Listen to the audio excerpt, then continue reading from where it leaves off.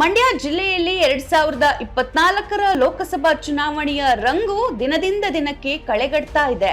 ಮಂಡ್ಯ ಜಿಲ್ಲೆಯ ಜನತೆ ಬದಲಾವಣೆಯನ್ನ ಬಯಸುತ್ತಿದ್ದಾರೆ.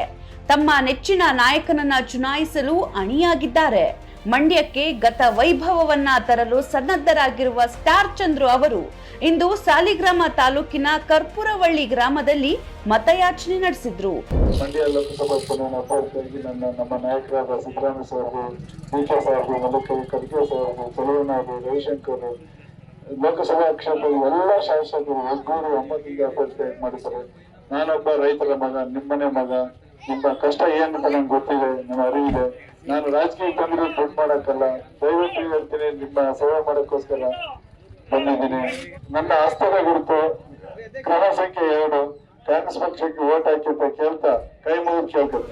ಶಾಸಕರಾದ ಡಿ. ರವಿಶಂಕರ್, ಮುಖಂಡರಾದ ಸಿ.ಪಿ. ರಮೇಶ್, ದೊಡ್ಡ ಸ್ವಾಮಿಗೌಡ ಹಾಗೂ ಕಾರ್ಯಕರ್ತರು ಉಪಸ್ಥಿತರಿದ್ದರು.